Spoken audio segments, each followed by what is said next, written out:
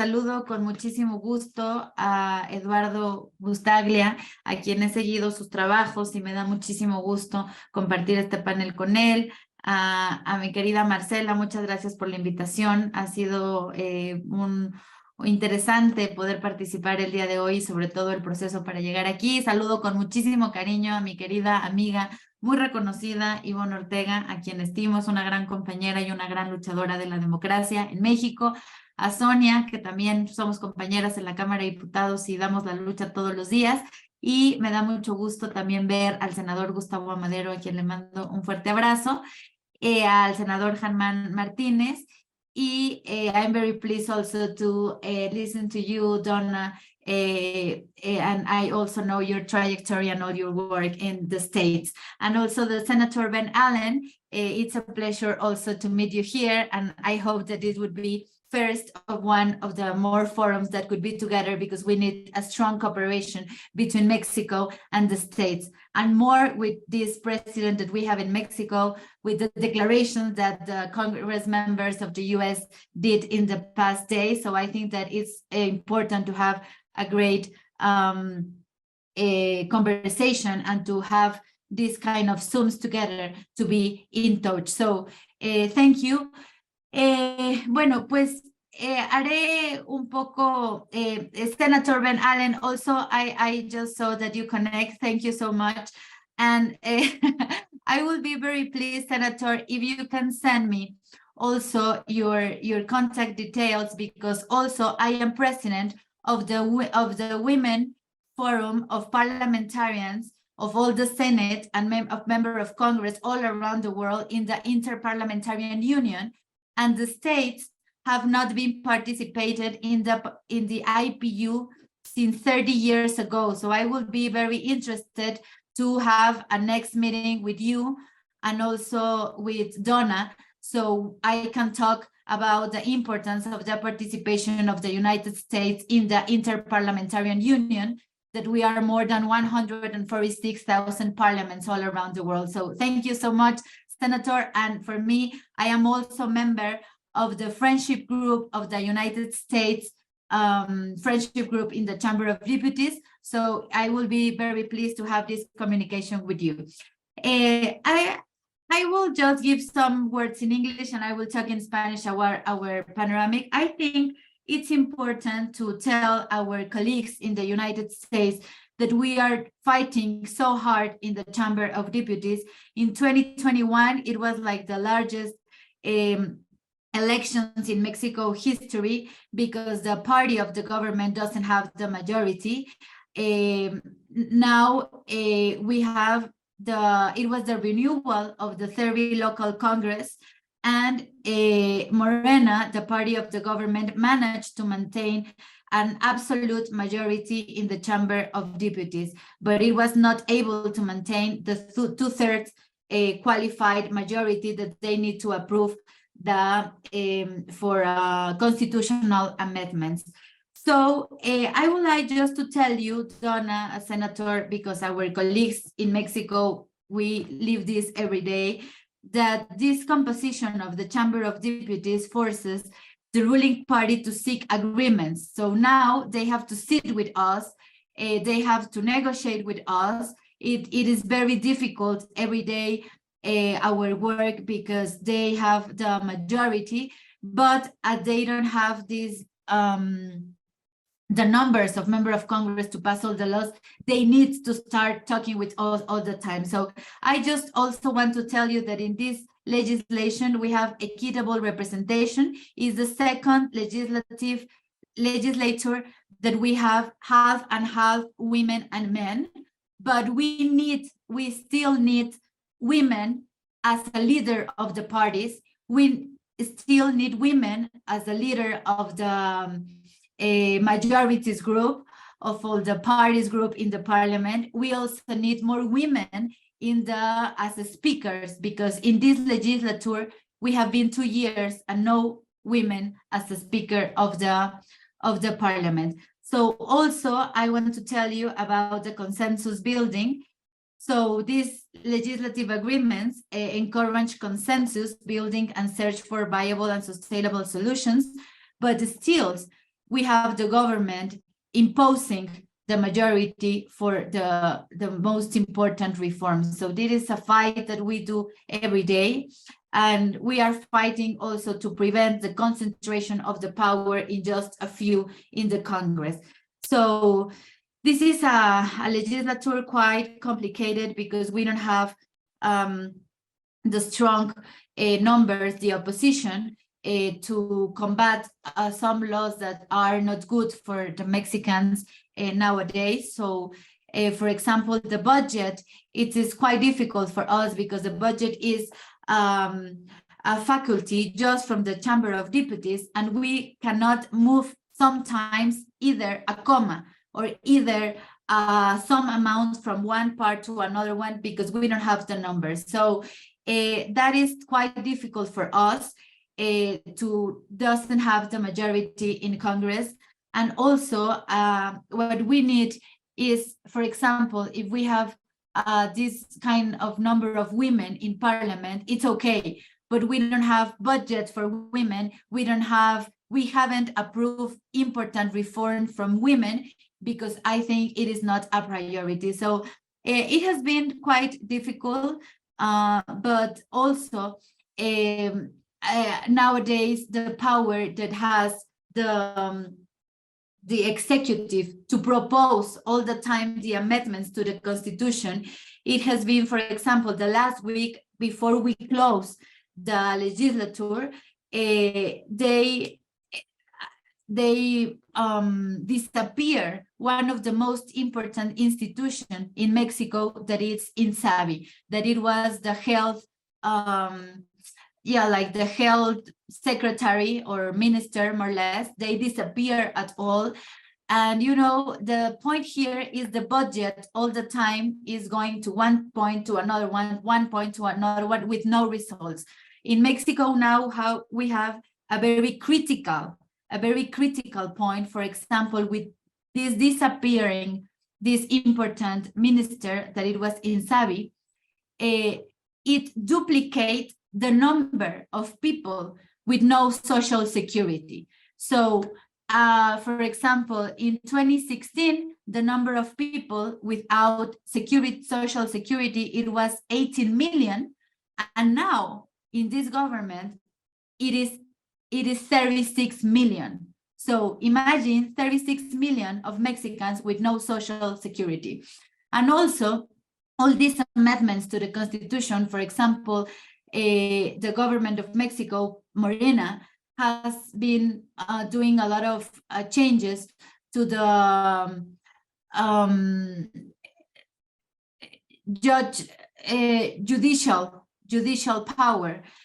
So it has been a fight for all of us as a member of Congress to stop all these amendments that are not good for our country. So I will say that in Mexico, the big challenge is to make conscious to the Mexicans the importance of Congress and not vote like to the same party all the ballot, because we need to have more opposition and we need to have more consensus in the Congress. So I will say that there is no longer possible to a single party to make decisions regarding on the balance of powers, but also we need to have a Congress that is well represented of all the parties in Mexico. Now we have 10 parties, now it's well represented, but for example, the party that is Ivonne Ortega, Movimiento Ciudadano, just have a seat in one of the most important in the permanent commission. As a conclusion, I will say that this cooperation and this kind of forums is very important for us. We need to strengthen the Mexican democracy. Y a mis colegas mexicanos, pues quise más explicarles a los que no nos ven el trabajo duro que hacemos todos los días en la Cámara de Diputados con la lucha de Ivonne Ortega, que es extraordinaria, de Germán, de Sonia, porque es verdaderamente una lucha diaria, el contrapeso que hacemos todos los días en el Congreso. Y termino diciendo que es muy importante que en el sistema mexicano pues haya esos contrapesos en el Congreso. Si no, pues como ustedes lo saben y lo vivimos todos los días, estamos atados de manos en el presupuesto, e hice una especial mención porque me da mucho gusto que seamos 3 mujeres hoy congresistas participantes, que si bien somos la segunda legislatura con paridad de género, pues seguimos sin tener presidentas de la Cámara mujeres, líderes de la bancada mujeres, presupuesto con visión de género, y eso hace que vayamos, pues sí avanzando, pero tal vez no al ritmo que quisiéramos. Les mando un abrazo a todos y espero que haya sido de utilidad este encuentro. Muchas gracias, Eduardo. Muchas gracias, Marcela, por la invitación, Javier. Saludo con mucho cariño a mi compañera Mari Carmen Soria. Mari Carmen, discúlpame, no me aparecía en la pantalla porque se recorta, pero un gran abrazo, y también soy testigo de la lucha, más allá de todos los partidos que hace siempre en el Congreso.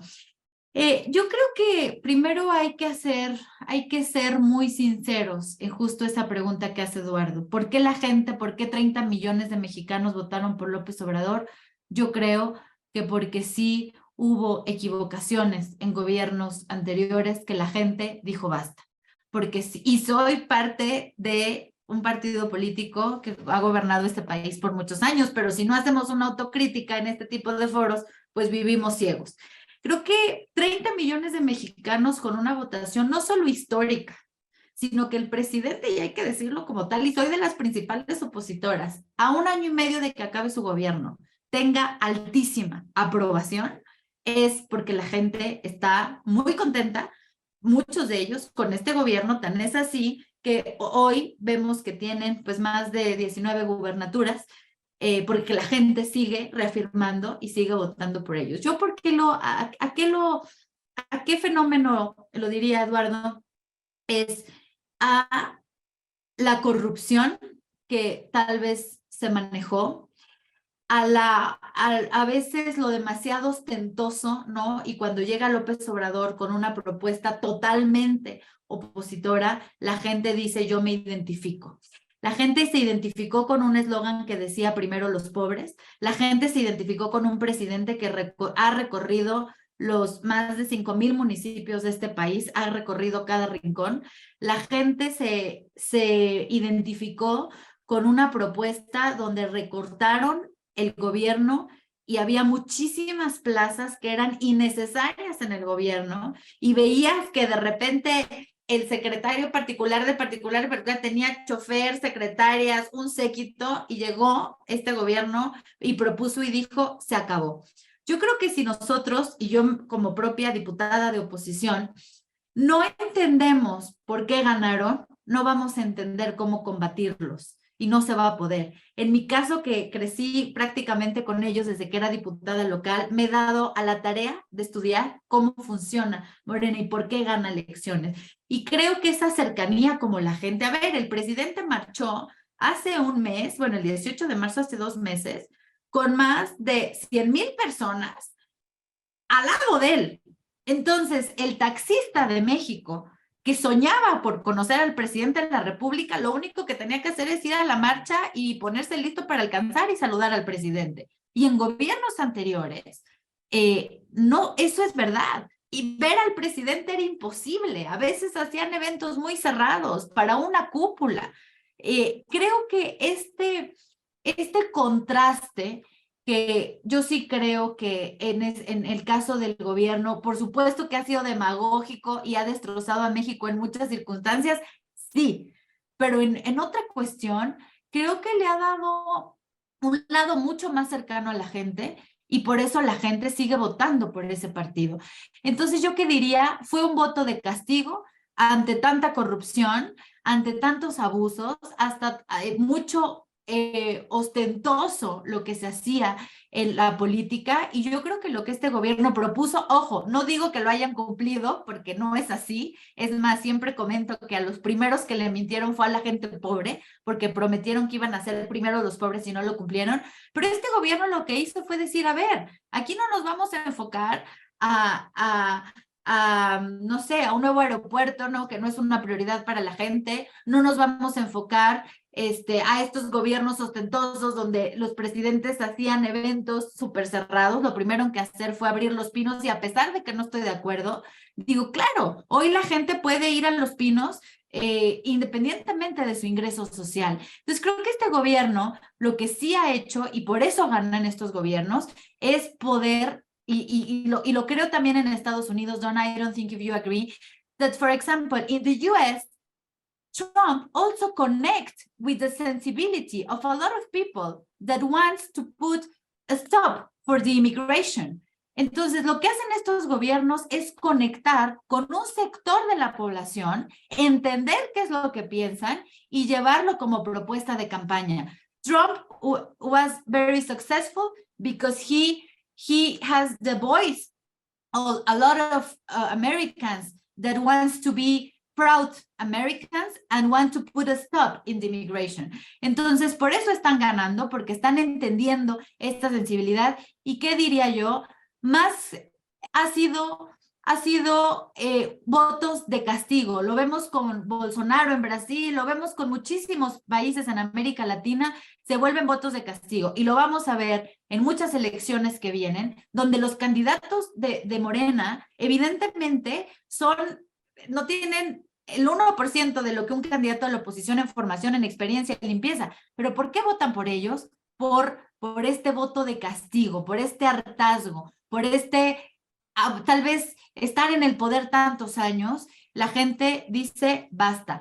Creo que esto es, Eduardo, sin embargo, lo que nosotros tenemos que analizar para las próximas elecciones, en el caso de México 2024, and the states the same, es cómo vamos a atender esa demanda de 30 millones de mexicanos que sí querían un cambio, que no vieron un cambio real, que su economía fue afectada, pero ¿cómo le vamos a hacer para así retomar las cosas que este gobierno pudo conectar para poderlo poner en nuestra oferta? Same as the states. The Democrats have to have in the proposal of the campaign some of these voices of the Americans that wants to arrange this immigration conflict, but maybe not being so radical as the Republicans. Entonces, creo como conclusión que a los que somos opositores nos toca escuchar, analizar por qué ganaron, abanderar esas causas y ser nosotros quienes abanderemos esas causas en el 2024.